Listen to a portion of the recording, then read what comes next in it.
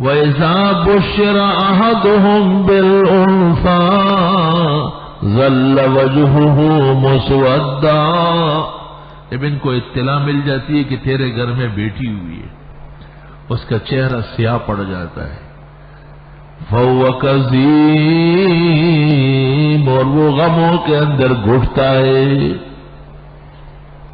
أَيُمْسِكُهُ عَلَىٰ هُونٍ، اس لڑکی کو چھوڑ دے ذلیل ہو کے. ام يدسه في التراب، یا اس کو گاڑ دے زندہ مٹی میں. ساء ما يحكمون، کیا ناکارہ فیصلے کرتے ہیں. اللہ، جیسے جاہلی اقوام کے ہاں لڑکی کی پیدائش پر خفا ہوتے ہیں اور لڑکوں سے خوش ہوتے ہیں، مشرکین کے ہاں تو لڑکی عار اور ننگ کا باعث سمجھی جاتی تھی. من سوء ما بشر به، وہ جو اطلاع ملی ہے اس کو عیب اور عار سمجھتے تھے کہ میرے ہاں ہوئی کیوں ہے یہ، لہذا اب اس کو ختم کرنا ہے اور زمین میں رکھنا ہے. زندہ زندہ اور بڑے واقعات موجود ہیں اخبار و آثار. استغفر اللہ، جسے قرآن کہتے ہیں ساء ما یحکمون، وہ کیا غلط فیصلے کر رہے ہیں. علماء لکھتے ہیں جس کے ہاں لڑکی کی ولادت ہوئی اس کے ساتھ رحمتوں کا برتاؤ ہوا. کہتے ہیں لڑکا دنیا کی عزت ہے اور لڑکی دونوں جہانوں کی عزت، رحمت. ایک روایت یوں ہے علی سند الصوفیہ کہ جس کے ہاں لڑکی ہوئی جیسے ان کے ہاں جناب رسول اللہ صلی اللہ علیہ وسلم مہمان ہیں، ان کو اتنا خوش ہونا چاہیے. اور زمانے نے دیکھا کہ لڑکیاں وفادار ہیں اور لڑکے خود غرض. ماں باپ کے بیشتر تکالیف بیٹوں کے ہاتھ سے چند سالوں میں تبدیل ہو جاتے ہیں. سرسپی نے جنہیں ہوئے تھے ملاوشی بھی امور و پلان میں بدلے گی. دا سے بوڑھا گان ماتا والا شو مریم نے کہا. استغفر اللہ. لیکن لڑکیاں اخیر تک ماں باپ کے لیے آنسو گرا تھی.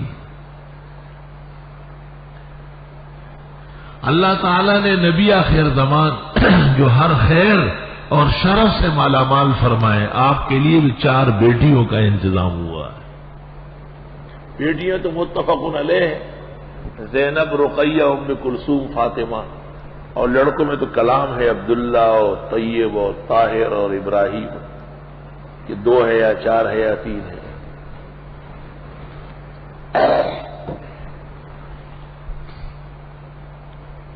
اللہ اکبر. اس لیے لڑکیوں پر خوش ہونا ضروری. ہاں یہ بات ضرور ہے کہ لڑکی کی ذمہ داری کم ہے، لڑکے کی زیادہ ہے. اور وہ ایک شخص کے ہاں بیٹیاں بہت ہو گئی، بیٹا نہیں تھا.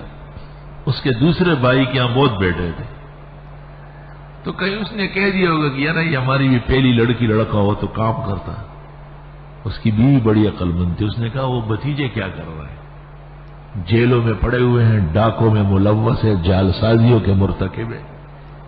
یہ لڑکیاں تو کم از کم گھر میں بیٹھی ہے عزت سے، اور لڑکوں نے کون سا کارنامہ انجام دیا؟ تاریخ سیاہ ثابت کر رہا ہے. اللہ کے فیصلوں پر رضامند ہونا. یہب لمن یشاء اناثا، یہ دیکھو پہلا نمبر لڑکی کا ہے. دیتا ہے جس کو چاہے لڑکی. ہبہ گفٹ، تحفہ، سوغات ڈالی. یہب لمن یشاء اناثا. اس سے بھی پتہ چلا کہ تکوین کی حکمت اس میں ہے کہ پہلے لڑکی ہو. وَيَهَبُ لِمَن يَشَاءُ الذُّكُورَ، اور جس کو چاہے لڑکے دے. دوسرے نمبر پہ اَوْ يُزَوِّجُهُمْ ذُكْرَانًا وَإِنَاثًا، اور جس کو چاہے لڑکے بھی دے لڑکیاں بھی. وَيَجْعَلُ مَن يَشَاءُ عَقِيمًا، جس کو چاہے بانجھ بنائے، کچھ بھی نہ دے، کچھ بھی نہ دے۔ اللہ استغفر اللہ۔ اللہ کا نظام ہے، بڑے بڑے سلاطین اور ملوک اسی ارمان میں گئے کہ بھئی لڑکا ہو جائے، تو لڑکا تو کیا کہ لڑکی بھی نہیں ہوئی۔ اور ایسے لوگ بھی ہیں کہ جن کے یہاں زیادہ ہو رہا ہے تو وہ بچے دو ہی اچھے۔ کتنی غلط بات، کتنی کفریہ بات۔ اللہ قرآن میں فرماتے ہیں وَأَكْثَرَكُمْ نَفِيرًا، ہم نے تمہاری نفری بڑھائی ہے۔ بچے تو کم از کم 8-10 تو ہو تاکہ آدھا محلہ آباد ہو۔ ہمارے بزرگ تھے شیخ سالم بلوچ، مکہ مکرمہ میں ان کا مکان تھا۔ ایک دن دعوت کی، ہم چلے گئے، بہت سارے بچے کھیل رہے تھے، مکان ہے کہ آس پاس کوئی جگہ نہیں ہے۔ تو میں نے دریافت کیا کہ یہ لڑکے کہاں سے آئے؟ مجھے کہا آپ بیٹھے ٹھنڈا پانی پیے پھر بتاتا ہوں۔ آپ آتے ہی آپ کو بتا دوں گا۔ کہنے لگے 47 بچے تو میرے اپنے، 47۔ کہا کہ یہ 3 بیویوں سے ہیں، ایک بیوی بانجھ ہے، اس کا کچھ نہیں ہوا ہے، وہ بھی ہو جاتی تو 100 کے قریب ہو جاتی۔ طالب علم پڑھ رہا تھا، جی چھٹی دے دے، میرے ہاں بھائی ہوا ہے۔ کون سے نمبر کا؟ 17واں۔ میں نے کہا اللہ کے بندے، کہا میری ماں جس گھر سے آئی ہے اس میں ابھی 24واں ہو گیا۔ نانی کو بھی اللہ تعالیٰ نے ہرا بھرا بنایا ہے۔ ایک قاری صاحب لیاقت آباد میں رہتے تھے، مجھے اچانک سٹی کورٹ میں ملے، کسی کام سے گیا، کہا حضرت اعدادیے میں داخلہ ہو جائے گا۔ میں نے کہا ایک بچہ ہوگا، 2 ہوں گے؟ میں نے کہا ہو جائے گا۔ اگلے دن وہ بچوں کو لے آیا تو ناظم صاحب اٹھ کے میرے پاس آئے کہ جی یہ تو 13-14 بچے ہیں، آپ نے ان کو اجازت دی؟ تو میں نے ان کو کہا قاری صاحب میں نے تو آپ کو کہا تھا کہ یہ میرے ہی ہے سارے نا۔ میں نے سمجھا کہ پورے محلے میں جمع کر کے لائے۔ کس چیز پہ لائے؟ موٹر سائیکل پر، آگے پیچھے اوپر نیچے سب لدوا کے، جیسے بینگن تورئی لوکی کوئی اٹھا کے لاتا۔ اور میں نے کہا قاری صاحب معاف کرنا، 2-4 ہم داخل کر دیں گے اور مدرسوں میں بانٹو، سب آباد ہو جائے گی۔ وہ بچے زیادہ اچھے، جو کہتے ہیں 2 اچھے وہ عقل کے کچے ہیں۔ 2 کیسے اچھے؟ ایک کہیں چلا گیا باہر ملک میں، دوسرا اپنے کام میں، ماں باپ دونوں اپنے گھر میں سڑ رہے ہیں غریب۔ بچے اللہ تعالیٰ نے 4-6 دیے ہیں تو آخر ایک تو گھر پر موجود ہے ماں باپ کی نگرانی خدمت کے لیے۔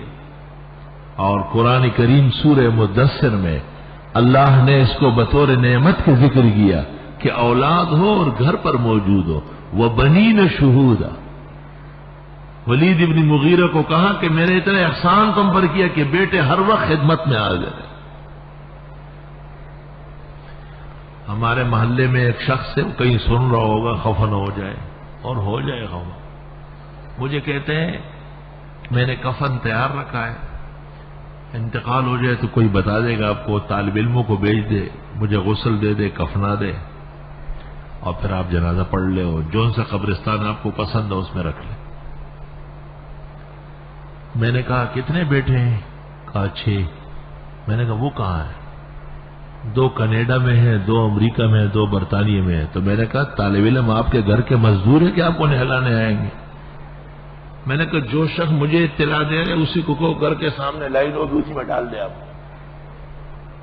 تجھے اتنے اخلاق نہیں تھے کہ 6 بیٹوں کو کان میں یہ ڈال لیتے کہ ہم بزرگوں کی خدمت آپ کا فریضہ ہے۔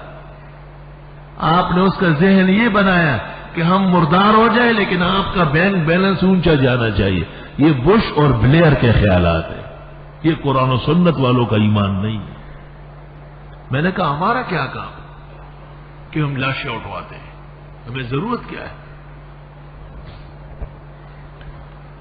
خیر انہوں نے گھر جا کے کہا کہ حضرت بڑے ناراض ہو گئے اور بہت ڈانٹا۔ اس کی بیوی نے کہا کیوں مولانا صاحب نے غلط بات کہی ہے، ہماری ہمدردی کی بات کہی ہے۔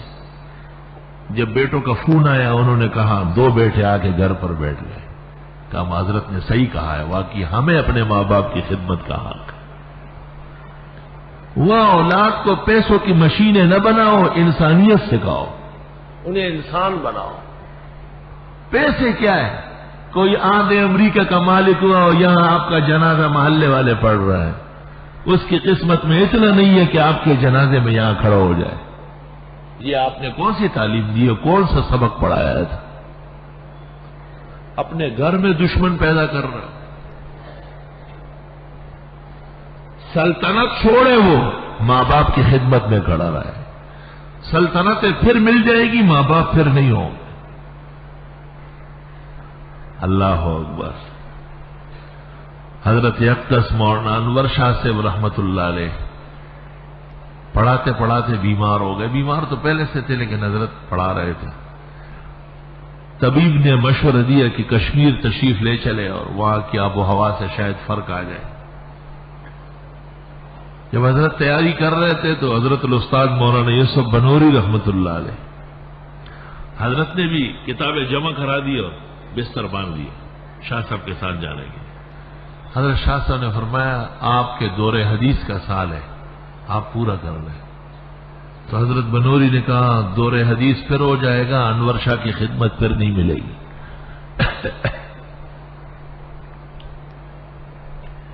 اس لیے قاری طیب تاریخ دارالعلوم دیوبند میں لکھتے ہیں آپ ہمارے استاد مولانا انور شاہ کے علوم کے امین تھے۔ عرب اور عجم میں حضرت شاہ صاحب کے علوم آپ سے پھیلے، دونوں چھوڑ کے ساتھ چلے گئے۔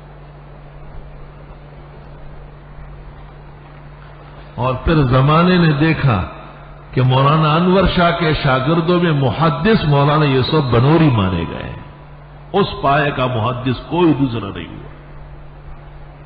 استاذ کی صفت، خصلت، کمال، احسان، اخلاص، برکت، دعا وہ ایسی کام کر گئی کہ جب یوسف بنوری کا نام آتا ہے تو پتہ چل جاتا ہے کہ علم حدیث کا کوئی سالار